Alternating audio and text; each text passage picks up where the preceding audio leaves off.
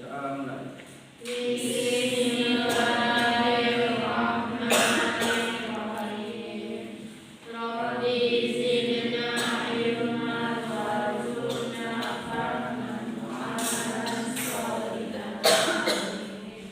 Mudah-mudahan dengan pembacaan tadi maka lancarlah pembelajaran kita pada hari ini. Amin. Sebelum itu, Bapak ingin bertanya kepada Anda semua, apakah materi kita minggu lalu Bapak masih ada ingat? Siap. Wasiat. Apa itu wasiat? Baik, untuk pembelajaran kita pada hari ini itu mengenai sholat. Kalau yang mengikuti misi angkat tangan ya, kedengaran. Mengenai sholat Jumat. Jadi Bapak di sini yang bertanya dulu kepada Anda semua, menurut pemikiran Anda sendiri, kan bagi laki-laki itu sudah sering sholat Jumat. Apa itu yang dinamakan sholat Jumat?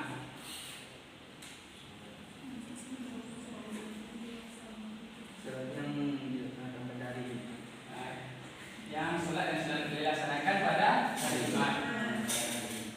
Yang mana dapat kita lihat di depan, sholat Jumat adalah sholat yang dilakukan 2 rakaat dengan berjamaah dan dilaksanakan sesudah berkhutbah. Jadi sholat Jumat itu 2 rakaat dan didahului dengan berkhutbah. Dan hukumnya wajib bagi laki-laki. Tapi tidak ada kemungkinan misalnya yang perempuan mau ikut sholat boleh juga. Itu kan tidak ada larangannya bagi perempuan. Selagi itu misalnya ada beberapa orang atau ibu yang melakukan sholat Jumat di sana, nggak apa-apa kita ikut, nggak ada dalil yang melarang. Kalau kan yang perempuan tidak pernah ikut sholat Jumat, jadi misalnya seperti sholat Idul Adha dan Idul Fitri, tapi perbedaannya kalau sholat Jumat itu didahului dengan khutbahnya, sedangkan Idul Fitri atau Idul Adha itu sholat dulu 2 rakaat baru dilaksanakan khutbah. Jadi itu yang membedakan. Dan yang selanjutnya kita masuk yaitu syarat wajib dari sholat Jumat. Yang mana syarat wajib dari sholat Jumat yang pertama adalah Islam. Tentu saja yang melakukan sholat Jumat itu adalah orang Islam, karena sholat Jumat itu sholat yang dilakukan hanya untuk umat Islam. Dan yang kedua adalah balik atau dewasa. Jadi orang melakukan sholat itu orang yang balik atau sudah dewasa, tapi tidak terpungkiri juga anak-anak boleh ikut juga tidak apa-apa, tapi tidak diwajibkan atas mereka karena mereka belum balik atau dewasa. Yang ketiga yaitu berakal. Ini maksud dengan orang berakal di mana Anda? Bisa membedakan yang baik dan yang buruk. Nah, ya, dia bisa membedakan yang baik dengan yang buruk, ataupun orang itu sehat baik itu rohaninya, atau yang dikatakan emas itu orang yang tidak gila. Dan yang selanjutnya itu laki-laki, yang mana sholat Jumat itu diwajibkan atas laki-laki untuk bapak-bapak maupun remaja-remaja itu diwajibkan untuk melakukan sholat Jumat ketika mereka telah dewasa atau telah balik. Dan yang kelima yaitu sehat. Jadi orang yang melakukan sholat Jumat ini orang yang sehat dalam keadaan fisik maupun rohaninya. Rohaninya seperti orang yang tidak gila tadi, dan fisiknya itu seperti orang yang sehat, seperti hasil mungkin kalau tidak demam, kalau tidak ada halangan diwajibkan untuk sholat Jumat. Dan yang terakhir yaitu menetap atau bermukim. Orang yang sedang dalam perjalanan atau musafir tidak diwajibkan untuk melaksanakan sholat Jumat. Jadi kalau kita berada di tempat misalnya di dekat masjid atau di dekat misalnya musola, juga yang kadang-kadang melakukan sholat Jumat. Kalau tidak ada masjid di situ, ada satu kampung kadang-kadang masjid itu jauh, jadi mereka melakukan sholat Jumat itu di musola mereka. Yang penting sholat Jumat itu dilakukan tidak sendirian atau berjamaah. Dan yang selanjutnya itu mengenai syarat sah mendirikan sholat Jumat. Yang mana kita ketahui syarat sah melaksanakan sholat Jumat yang pertama itu dilaksanakan di tempat yang telah dijadikan tempat bermukim oleh penduduknya, baik perkotaan maupun pedesaan. Yang mana seperti tadi masjid sudah ditetapkan masjid itu sebagai tempat kita atau yang bapak untuk melakukan sholat Jumat, maka diwajibkan atas mereka. Yang kedua kedua itu dilaksanakan secara berjamaah. Apakah Anda ada pernah melihat orang melakukan sholat Jumat secara sendiri-sendiri? Ya. Maka dari itu sholat Jumat itu harus dilakukan secara berjamaah. Dan yang terakhir itu diawali dengan 2 khutbah. Yang selanjutnya itu mengenai hikmah sholat Jumat. Yang mana di sini hikmah sholat Jumat yaitu memuliakan hari Jumat. Jadi kita bagi bapak untuk memuliakan hari Jumat ini itu dengan melaksanakan sholat Jumat.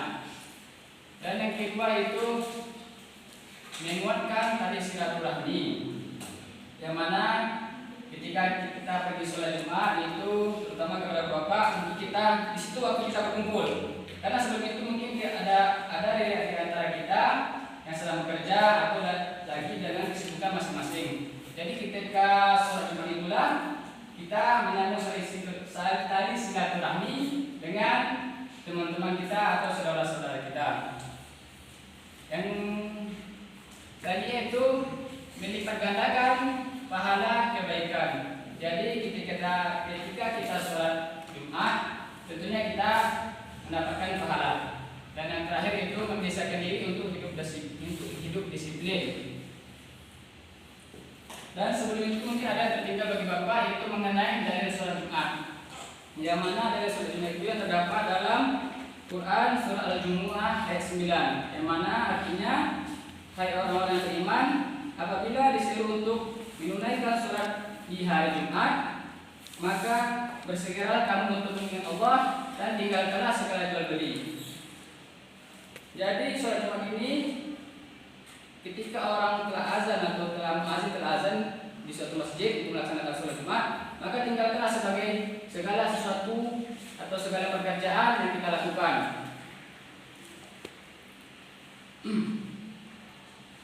Dan mungkin kepada laki-laki atau anak bapak mengenai sholat Jumat ini, bagi laki-laki kan yang sering melaksanakan sholat Jumat.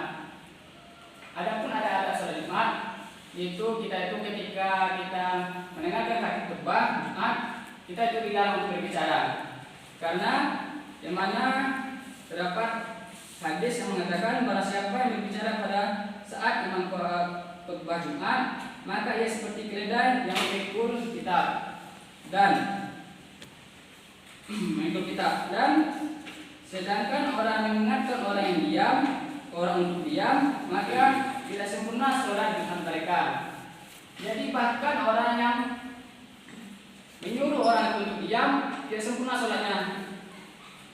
Jadi itu kita harus memiliki kesadaran kita masing-masing. Tidak perlu orang menegur kita bahwa sholat Jumat itu tidak boleh berbicara. Tapi fakta di lapangan sekarang kan banyak kita lihat bagi yang laki kan banyak orang berbicara ketika sholat Jumat. Bahkan ada yang HP dan melakukan hal-hal yang lainnya.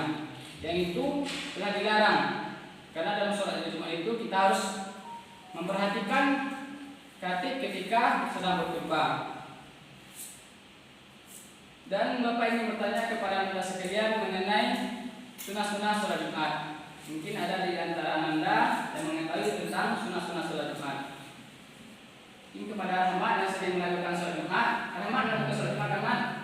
Ya Pak. Nah, ya. Mungkin apa yang Rahmat lakukan ketika atau sunah-sunah yang Rahmat lakukan ketika sebelum sholat Jumat itu dilaksanakan?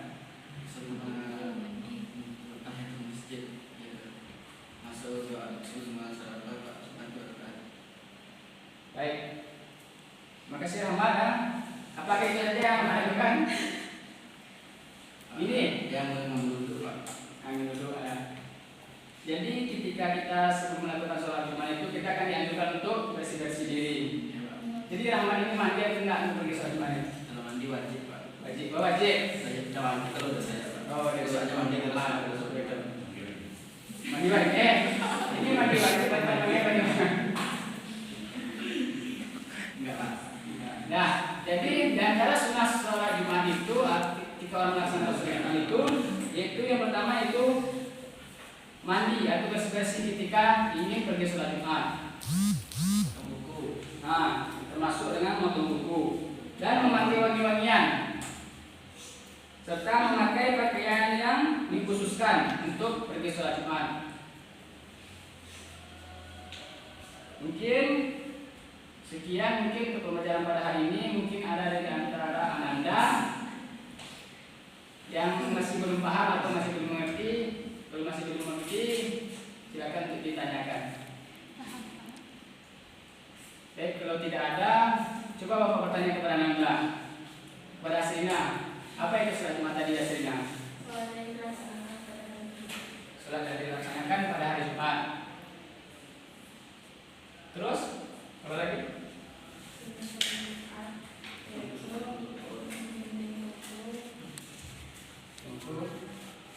Dan lain-lain.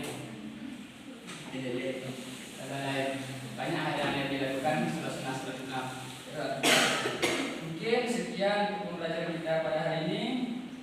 Terlebih kurang Bapak mohon maaf atas kesalahan atau kekhilafan Bapak.